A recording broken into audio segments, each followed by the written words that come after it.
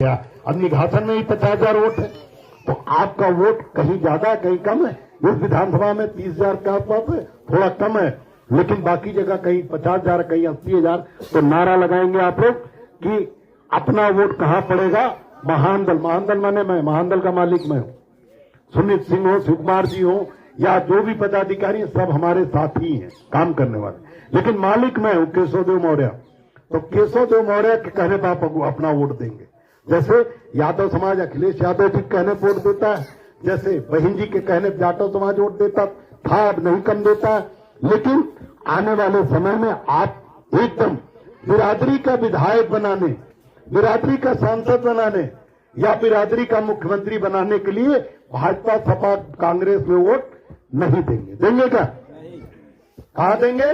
महानदल के कहने पर देंगे। तो अब नारा लगेगा कि अपना वोट कहां पड़ेगा? आप बोलेंगे महानदल के कहने पर। अपना वोट कहां पड़ेगा? क्यों हाथ उठा के नारा नहीं लगा रहा हो? ठंडी ज्यादा लग रही है, लगा उठा के। अपना वोट कहां पड़ेगा? अपना वोट कहां पड़ेगा? अपना वोट कहां पड़ेगा? एक नारा और लगा दो, महापुरुषों का सम्राट अशोक महान की जय हो। सम्राट अशोक महान मौर्य वंश के सबसे शक्तिशाली राजा थे। लोगों के बाप दादा जो हमसे पूजा करवा रहे, कह रहे हैं हमारे बाप बड़े तुर्रम खां थे, बड़े बहादुर। एक अयोध्या का राजा थे, अयोध्या मैंने एक जिला, कोई मेवाड़ का राजा थे इतने बड़े।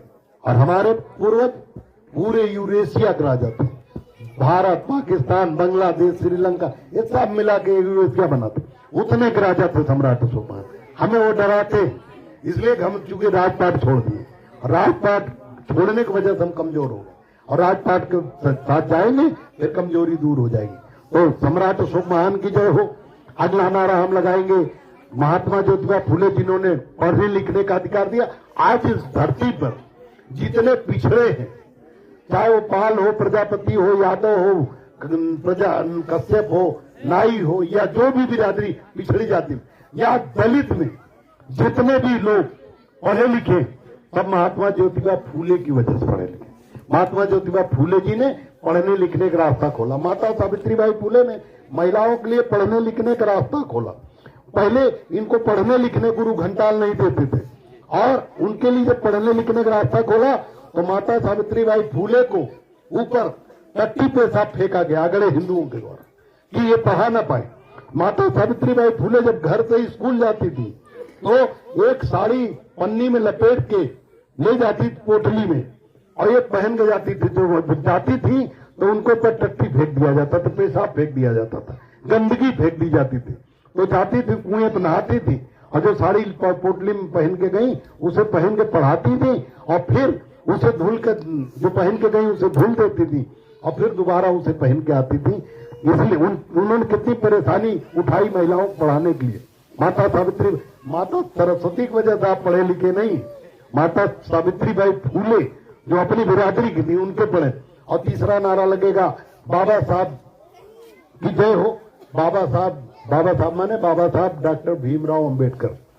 उन्होंने संविधान जो बनाया, मैंने पहले बताया कि संविधान जिस दिन कमजोर हो गया उस दिन हम सभी दलित पिछड़े गुलाम हो जाएंगे। इसमें हम महानदल कमजोर हो जाए, सपा कमजोर हो जाए चलेगा, बसपा कमजोर हो जाए चलेगा, लेकिन मेरे बच्चों, मेरे भाइयों, बाबा साहब के बनाए हुए संविधान को कमजोर करने की कोशिश कभी मत करना, क्योंकि जब तक वो है तभी तक आप इंसान हैं। जिस दिन वो कमजोर हो गया आपकी रक्षा कोई नहीं कर पाएगा।